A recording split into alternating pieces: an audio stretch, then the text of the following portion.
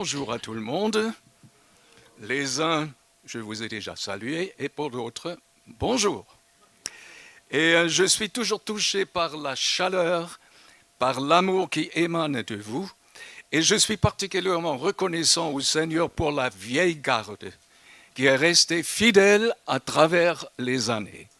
Et je souhaite que ce soit le cas pour chacun d'entre nous, que nous puissions rester fidèles au Seigneur.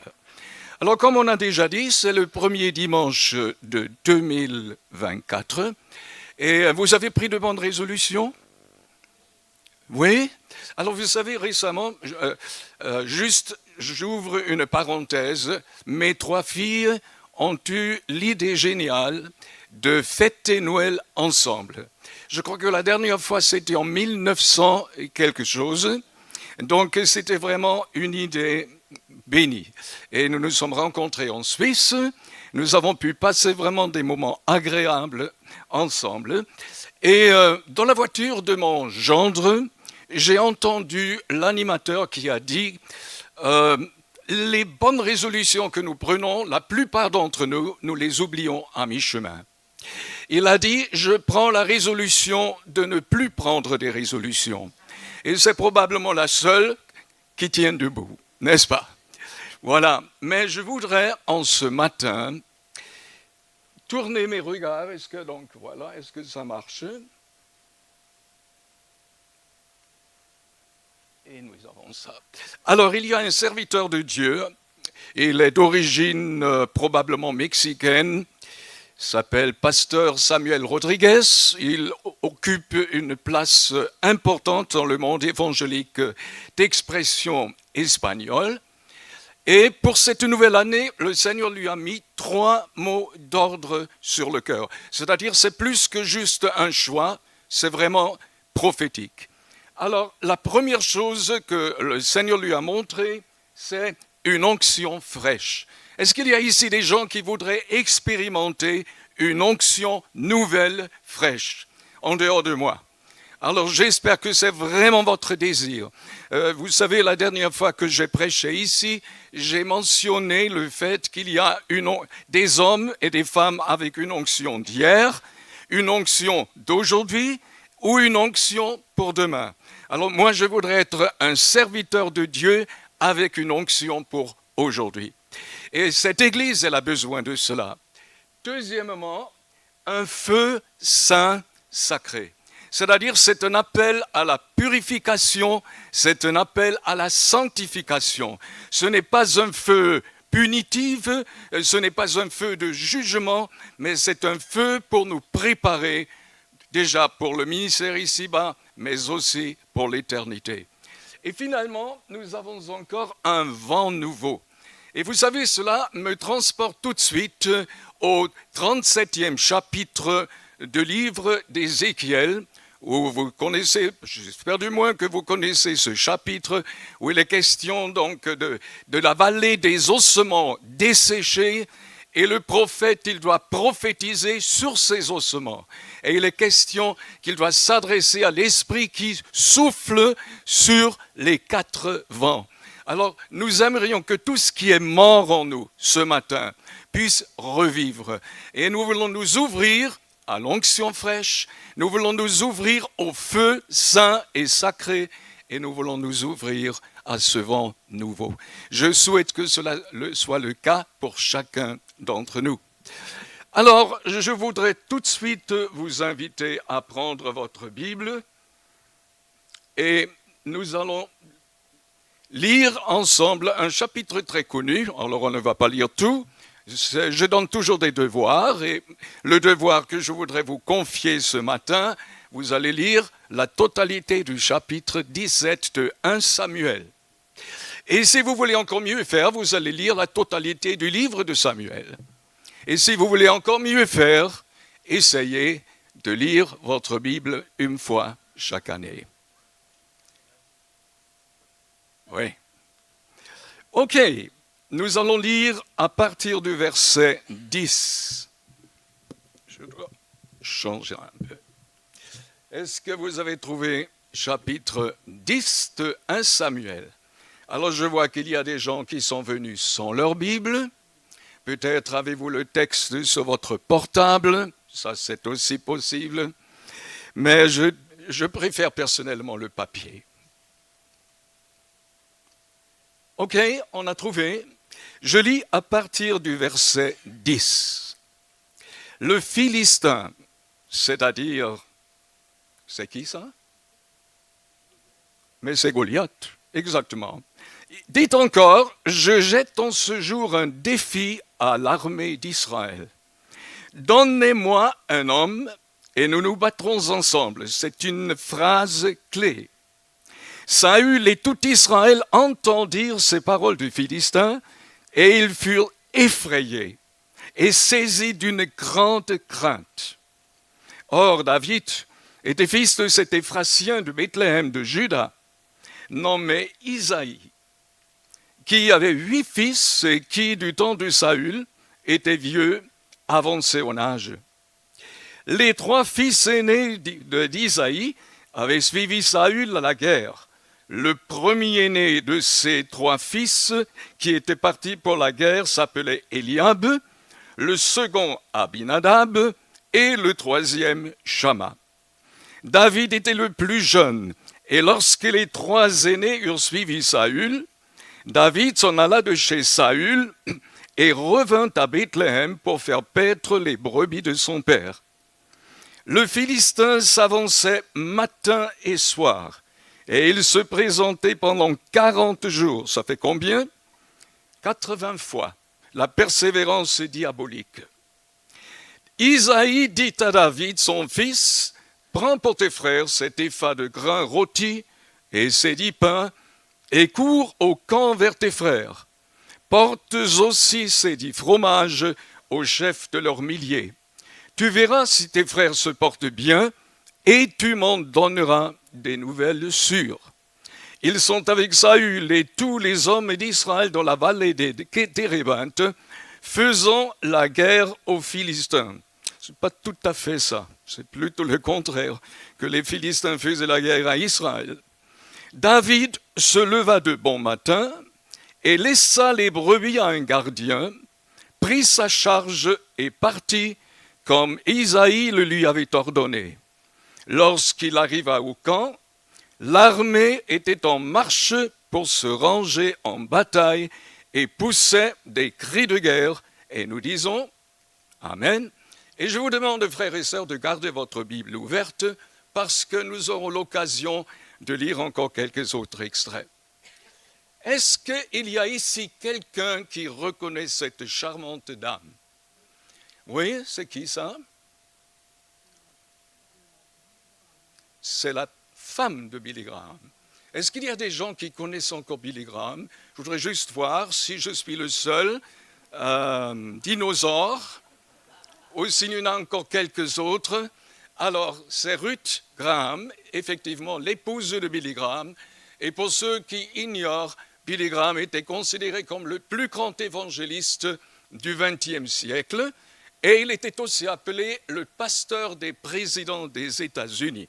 Je ne vais pas dire davantage, mais ce que beaucoup de gens ignorent, c'est que cette charmante dame, elle est née en Chine parce que son père était missionnaire médecin, ou médecin missionnaire, comme vous voulez. Et elle se souvient d'un incident qui l'a vraiment marqué. Il y avait une compagnie pétrolière qui voulait s'établir en Chine et en cherchait la personne idéale pour gérer les bureaux. Alors cette personne devait savoir parler le chinois couramment, devait avoir une formation universitaire, devait avoir les qualités d'un leader et puis donc devait être jeune. Et ils ont trouvé la personne indiquée et c'était un missionnaire de 28 ans qui remplissait ces 4 conditions. Et puisque les responsables de cette compagnie savaient ce qu'ils gagnaient, et c'était un salaire bien modeste, ils lui ont proposé 10 fois plus. Et il a décliné. Ils ont augmenté le montant de ce salaire et une nouvelle fois, il a refusé. Alors ils ont fait une 3e tentative et là encore, il n'a pas voulu, donc il n'a pas répondu favorablement.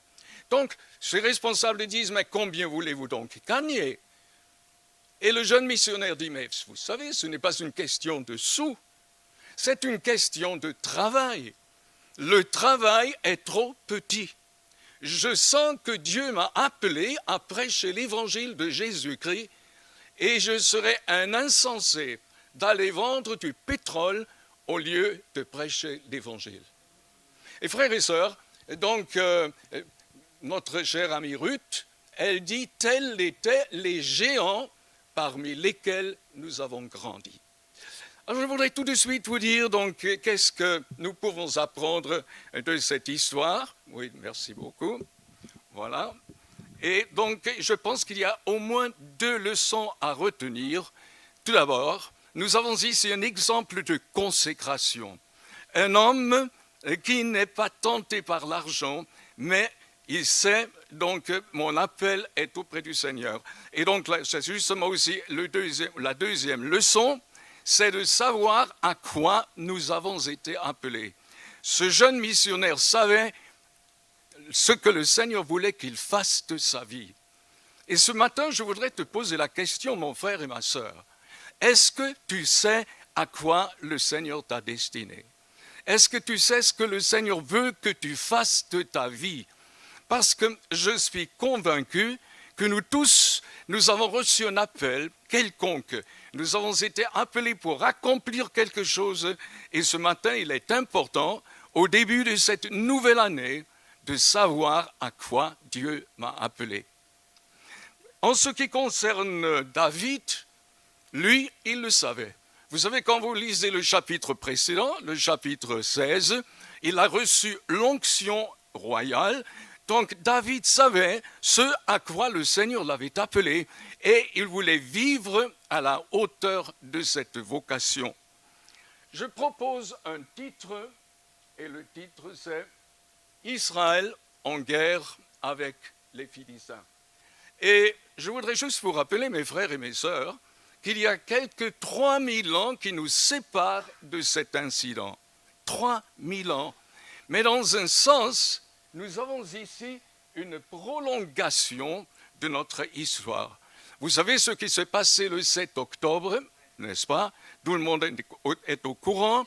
Et nous savons aussi que depuis, il y a donc cette guerre qui fait rage entre Israël, le Hamas et les Palestiniens. Et vous devez savoir que les Palestiniens sont les descendants des Philistins. Donc il y a une prolongation de cette guerre. D'ailleurs, j'aime les dates Medjool. Je ne sais pas si vous les connaissez aussi, mais la dernière fois que j'ai acheté une boîte, j'ai voulu me faire plaisir. Est-ce que c'est permis? D'accord. Vous savez, c'était des dates Medjool de la région de Jéricho. C'est-à-dire, et j'ai été étonné de trouver sur la boîte le mot philistin. Voilà. Alors, ce matin, nous allons parler sur 3 points. Tout d'abord, une mission anodine aux conséquences dramatiques. Deuxièmement, ces épreuves indésirables qui nous qualifient pour accomplir des exploits. Est-ce qu'il y a ici des gens qui se réjouissent de leurs épreuves? Non? Il y a quelqu'un qui a dit « Amen, je voudrais te voir après ». Et troisièmement, nous avons encore un troisième point à développer, l'importance du bon équipement pour le combat. Alors, nous allons commencer donc avec le numéro 1, une mission anodine aux conséquences dramatiques. Je suis presque sûr, alors c'est vrai que c'était affiché, mais beaucoup de chrétiens, quand ils entendent parler de 1 Samuel 17, instinctivement, ils pensent au combat entre David et Goliath. Mais est-ce que vous savez qu'il y avait quelque chose qui précédait ce combat? Est-ce que vous êtes conscient qu'il fallait avoir un événement pour qu'il y ait confrontation entre David et Goliath?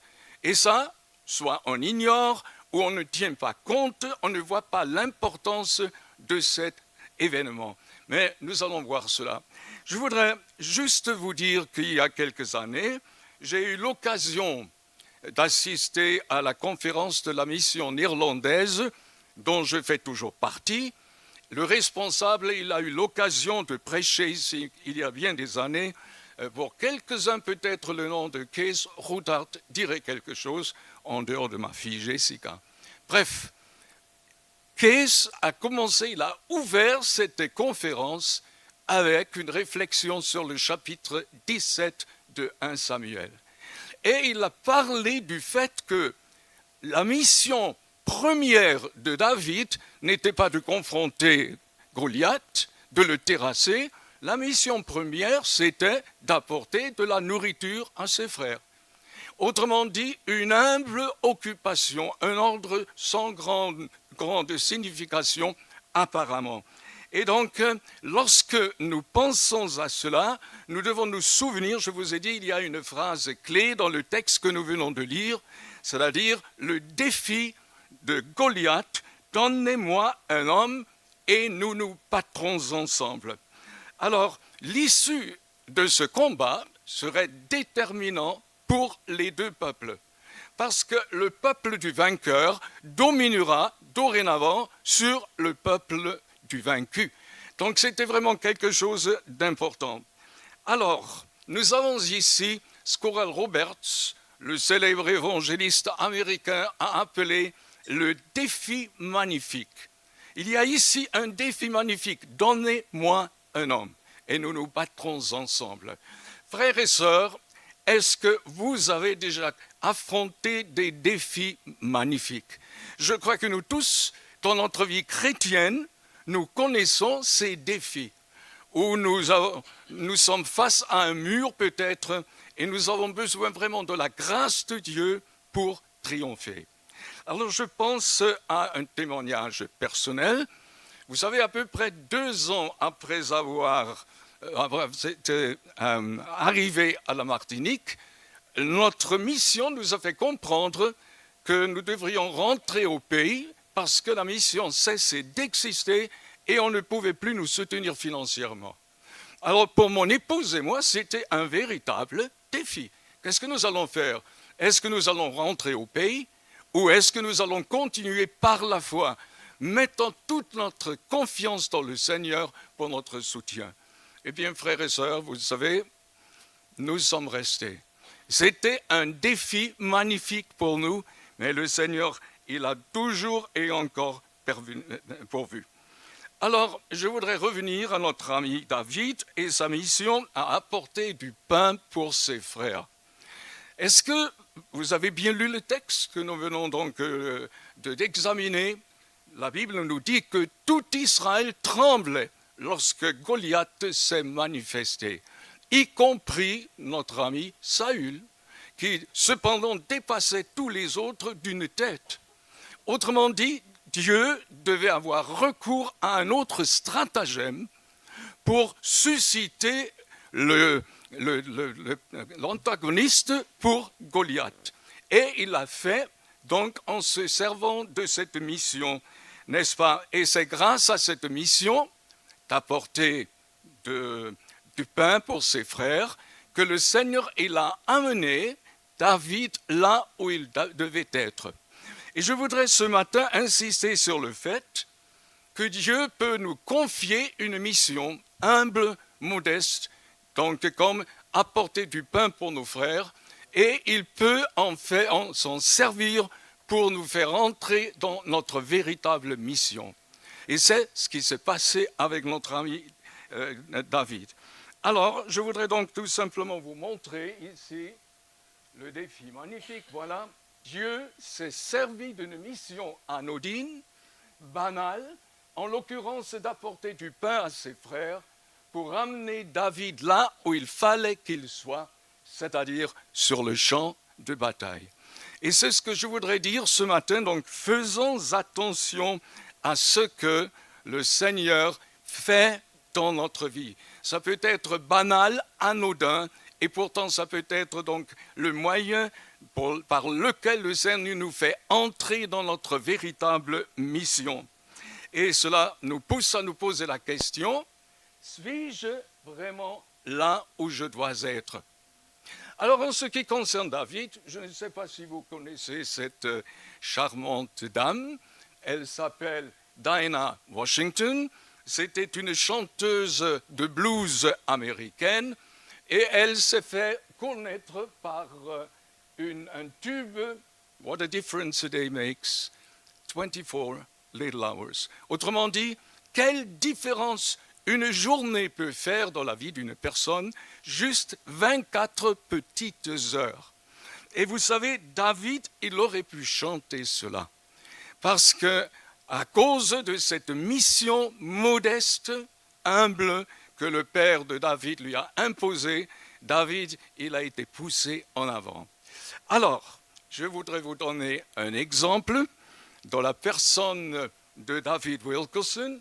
Alors là encore, tout d'abord, faisons attention aux événements dans notre vie. Il se peut que Dieu s'en serve pour t'amener là où il faut que tu sois. Et puis, es-tu à ta place? Es-tu à la bonne place? Te trouves-tu là où le Seigneur veut que tu sois? Je crois que c'est une question importante, ou des questions importantes, surtout au début de cette nouvelle année. Alors, encore une question. Est-ce qu'il y a des gens qui ont lu le livre La Croix et le Poignard? Oui, il y en a. Qui de vous? Quand même encore, voilà. Parce que si vous l'avez lu, c'est que vous avez déjà un certain âge. Ben oui. Et puis vous savez donc que le livre a été porté à l'écran avec un chanteur-acteur que j'appréciais beaucoup, Pat Boone. Mais bref, ceux qui ont lu le livre se souviennent certainement de la façon dont le Seigneur a propulsé David Wilkerson dans son véritable appel. Il était un simple pasteur d'une église à la campagne, et pendant une session de prière nocturne, il a entendu le Seigneur lui dire « Va à New York et aide ». Aide qui? Il y avait quelques jeunes, des voyous, qui ont assassiné un jeune infirme. Donc il y a eu le procès, et le Seigneur, il parle au cœur de David, va à New York et aide ces jeunes. Et vous savez, la chose curieuse, c'est qu'il n'a jamais rencontré ces personnes. Mais à cause de ce procès, il a été poussé dans sa véritable vocation, c'est-à-dire aider les jeunes délinquants, les drogués, à trouver une vie nouvelle en Jésus-Christ. Alors, ce qui au départ était une humble mission, aller au secours de quelques jeunes meurtriers, donc les aider à démarrer une existence nouvelle, c'est devenu la véritable vocation pour David Wilkerson. Et nous savons qu'il y a eu par la suite de ces centres pour désintoxication des drogués et pour leur donner un nouveau départ dans la vie. Alors, je voudrais vous donner encore un autre exemple de ce principe de modeste mission avec des répercussions importantes. Et ça, c'est, est-ce qu'il y a quelqu'un qui devine de qui il s'agit? C'est Joseph et ses frères. Et vous savez, nous connaissons tous l'histoire, n'est-ce pas? Le père, Jacob, envoie son fils vers ses autres fils à Dothan pour voir comment ils se portent. Nous savons comment les frères ont agi envers Joseph dans leur jalousie. Ils l'ont vendu en Égypte. Ils ont voulu ainsi se débarrasser de leurs frères. Et nous savons aussi que le Seigneur s'est servi de ce geste pour placer Joseph là où il fallait qu'il soit, c'est-à-dire en Égypte, justement pour pouvoir sauver sa propre famille lorsque la famine donc est venue, mais non seulement sa famille, son clan, mais aussi tout le peuple d'Égypte et puis même encore les nations d'alentour. Et cela me pousse donc à dire les voies du Seigneur sont souvent mystérieuses. Voilà. Alors cela nous pousse à notre deuxième volet, ces épreuves, dites-le avec moi, indésirables qui nous qualifient pour accomplir des exploits. Ok, est-ce que vous voulez lire avec moi? Non, nous allons d'abord donner encore une autre façon d'exprimer la même vérité. Alors vous avez ici, on pourrait dire, nous devons apprendre par le passé. Est-ce que vous êtes d'accord avec moi quand je dis cela? Apprendre par le passé. Deuxièmement, nous pourrions aussi appeler, nous devons nous laisser former aujourd'hui pour pouvoir faire face aux défis de demain. Je trouve que c'est une vérité importante, frères et sœurs. Apprendre par le passé, nous laisser préparer pour ce qui va arriver. Et cela me pousse donc à lire avec moi encore quelques autres versets de notre chapitre, c'est-à-dire les versets 32 à 37, si vous voulez donc plonger vos regards dans votre Bible ou sur votre portable, et nous allons lire verset 32. David dit à Saül que personne ne se décourage à cause de ce Philistin. Ton serviteur ira se battre avec lui. Saül dit à David, tu ne peux pas aller te battre avec ce Philistin, car tu es un enfant, et il est un homme de guerre dès sa jeunesse. J'ai consulté quelques autres traductions. La Bible du Semeur dit, tu es un gamin, ou encore tu es un jeune garçon. De toute façon, il y avait donc visiblement une grande différence entre David et Goliath. Verset 34, David dit à Saül, ton serviteur faisait paître les brebis de son père, et quand un lion ou un ours venait en enlever une du troupeau, qu'est-ce qui se passe? Je courais après lui, je le frappais et j'arrachais la brebis de sa gueule. Il se dressait contre moi, je le saisissais par la gorge, je le frappais et je le tuais. C'est ainsi que ton serviteur a terrassé le lion et l'ours, et il en sera du Philistin, de cet incirconcis comme de l'un d'eux. Car il a insulté l'armée du Dieu vivant. Si vous pouvez peut-être donc souligner cette partie de phrase. Verset 37, David dit encore l'Éternel, qui m'a délivré de la griffe du lion et de la patte de l'ours, me délivrera aussi de la main de ce Philistin. Et Saül dit à David, va, et que l'Éternel soit avec toi. Vous savez, David, il a compris un principe dans le royaume de Dieu. Et c'est lequel? C'est que les expériences d'aujourd'hui servent à nous préparer pour affronter les défis de demain. Est-ce que vous pouvez capter cette vérité?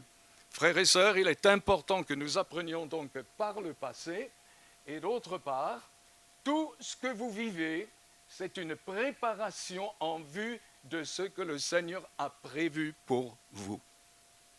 Et j'ajoute, notre vie est une longue préparation, et ceci dans deux sens. D'un côté, donc, justement pour les événements futurs lors de notre pèlerinage terrestre, et d'autre part, c'est une préparation pour l'éternité. Voilà. Bien. Alors, je voudrais maintenant donc insister sur la façon dont nous pouvons résumer la vie de David. Nous pouvons la répartir en deux grandes sessions. D'un côté, c'est la période de tranquillité. Voilà. Et d'autre part, nous avons la période, celle que les voyageurs en avion redoutent, la zone de turbulence. Ça vous arrive d'avoir des zones de turbulence dans votre vie? Certainement, parce qu'autrement vous n'êtes pas chrétien. C'est sûr. Alors donc, et je suis presque sûr que David, il aurait préféré toujours avoir donc cette phrase de tranquillité. Et il se peut même qu'il n'ait pas toujours compris lorsqu'il y a eu ces attaques, donc ici sous forme d'ours et de lion. Mais donc nous devons savoir que nos phases de turbulence sont là pour nous préparer, pour nous enseigner. Alors, je voudrais par là vous dire, puisque nous savons que ce qui nous arrive a une valeur spirituelle, est là pour nous façonner, pour nous préparer pour les combats à venir, eh bien dans ce cas-là, cessons de nous plaindre lorsque les tuiles nous tombent dessus. Je me suis attendu à entendre un peu plus de Amen, mais bon, d'accord, je prends celui-là. Bon, je voudrais revenir à David et à sa conversation avec Saül. Est-ce que vous vous êtes rendu compte que l'un essaie de convaincre l'autre? N'est-ce pas? C'est exactement ce qui se passe. Alors Saül dit, tu ne peux pas aller te combattre, parce que Goliath, c'est un grand gaillard, et puis c'est un soldat expérimenté. Et David, il dit, mais j'ai combattu contre le lion, j'ai combattu contre l'ours, je les ai terrassés, et le Seigneur, il fera de même aussi avec ce Philistin. Donc, Saül, non, ce n'est pas encore le moment. Je voudrais dire que David, il revient sur son passé, et actuellement, il est conscient que ce qui lui est arrivé lui sert maintenant. Alors, parce que nous devons comprendre que Saül et David représentent deux façons de voir les choses. Saül, ça pourrait être un bon Français, un cartésien. Il ne tient compte du visible, de la logique, alors que David, c'est quelqu'un avec une intelligence renouvelée, pour utiliser le langage de l'apôtre Paul aux Romains. Lui, David, voit les choses avec les yeux de Dieu. Il ne raisonne pas de façon logique, mais il tient compte de la réalité de son Dieu. Alors, donc, j'ai lu quelque part cette phrase, et peut-être la connaissez-vous. Ils ne savaient pas que c'était impossible. Alors ils l'ont fait. Laissez-vous pénétrer par cette pensée. Ils ne savaient pas que c'était impossible. Alors ils l'ont fait. Et on pourrait attribuer cela aussi donc à notre ami David. Oui, humainement parlant, c'était donc une aventure déjà perdue d'avance pour David. Mais il a tenu compte, non pas des faits devant ses yeux, il a regardé avec des yeux de foi et avec les yeux de son Dieu. Alléluia. Alors, frères et sœurs, Saül dit, Goliath est trop fort et trop grand pour toi. Quelle est la réplique de notre ami David? Il a dit, Goliath est trop grand pour le rater avec ma fronde. N'est-ce pas? Il est tellement grand que non, c'est impossible de le rater. Donc vous voyez deux façons de voir les choses. J'ai relevé les paroles de Dr. Stanley Jones, qui était un missionnaire méthodiste. Il a travaillé longtemps en Inde et puis également encore au Japon. Et il a fait la remarque suivante. Il a parlé donc de François d'Assise, vous savez donc le fondateur de l'ordre des franciscains, et dans cette méditation, il dit « plus que je peux faire ». Ça, c'est la devise de François d'Assise. Plus que je peux faire. Et puis, la question est, dans sa méditation, sommes-nous un réservoir ou sommes-nous un canal?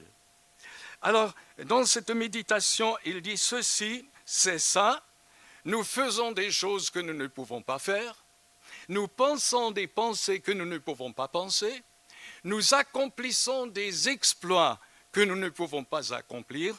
Pourquoi? Parce que nous sommes des canaux à travers nos prières.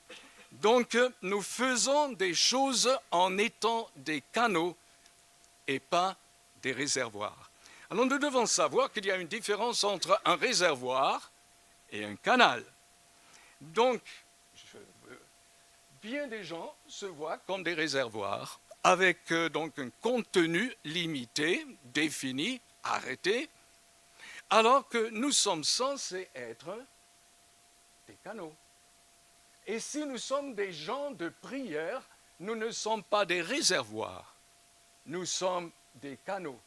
Nous sommes reliés à des ressources illimitées, infinies, et par conséquent, nous avons des possibilités illimitées. Et ça, c'est un message que nous pouvons retenir au début de cette nouvelle année.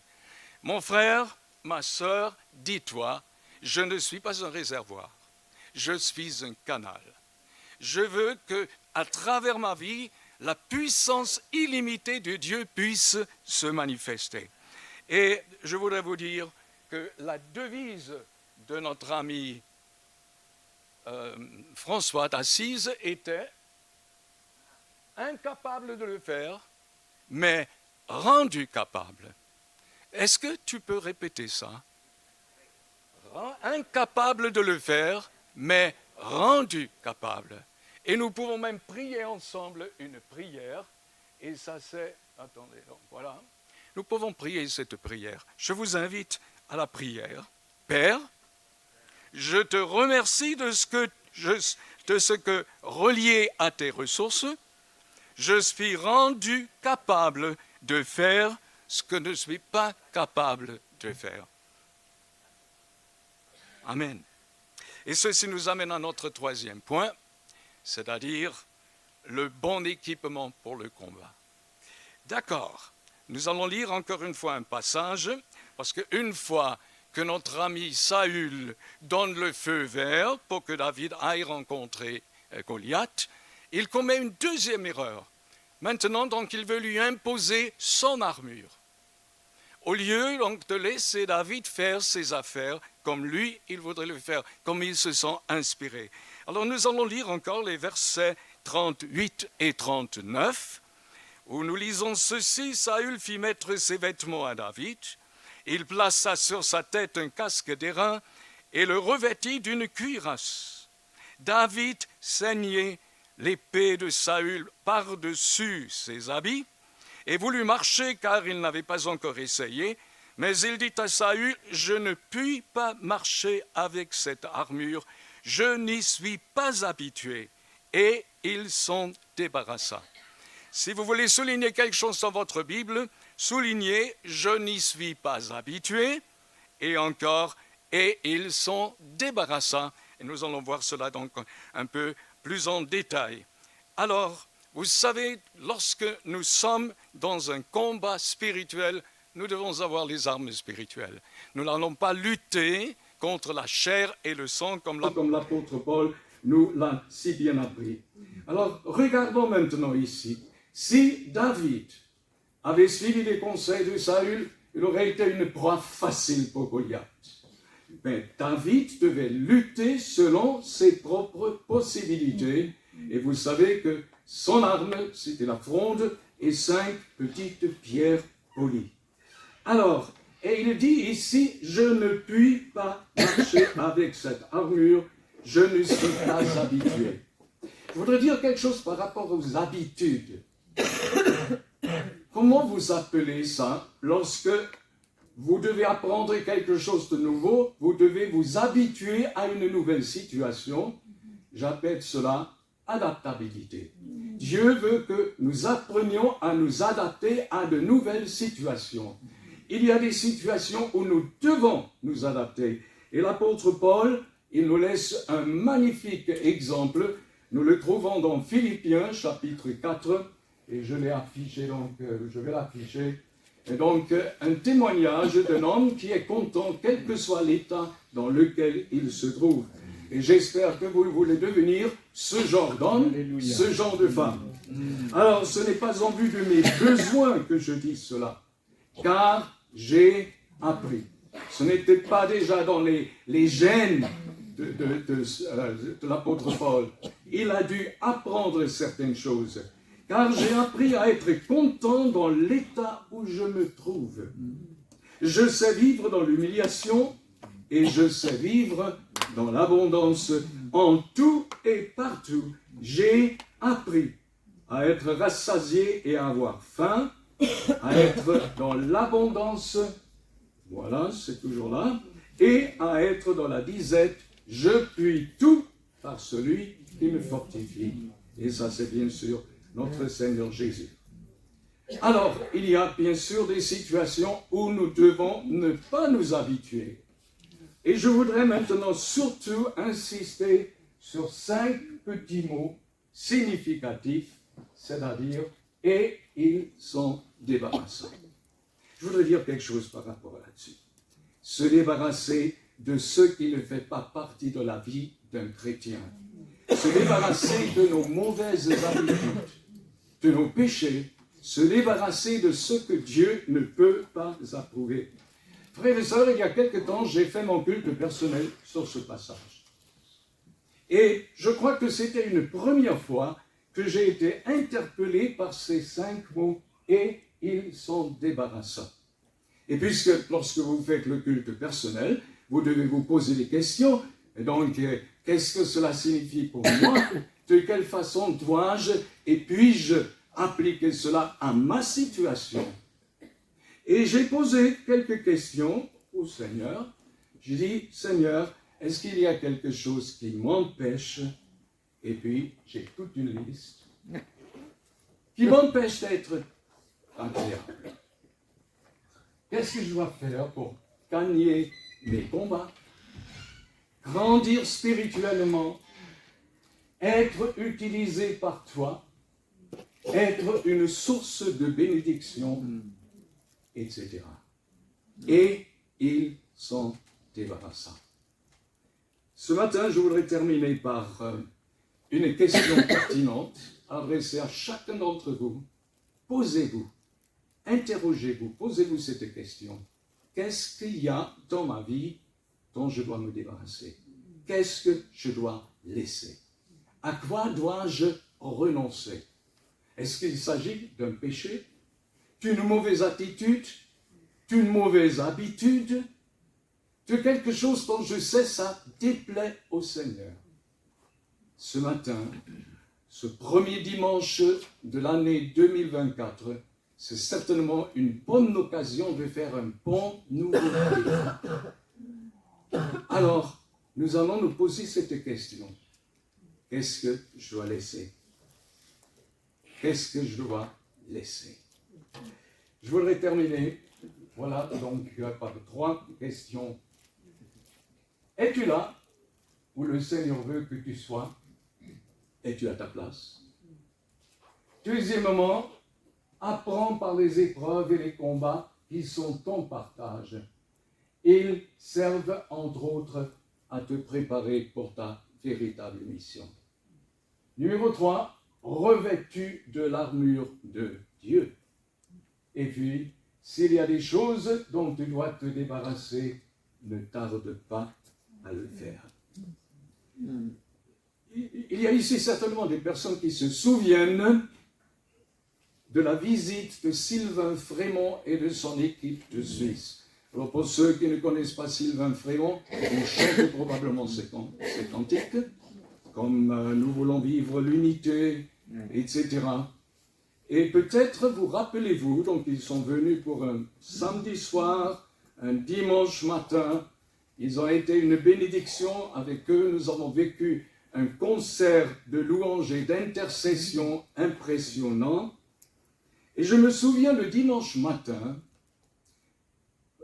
Sylvain, il a utilisé, c'était pour donner à chacun la possibilité de mettre en pratique ce que nous allons faire maintenant ici. Je ne veux pas tout simplement faire un copier-coller, mais j'ai à cœur de vous donner l'occasion de vous débarrasser de ce dont vous avez besoin de vous débarrasser.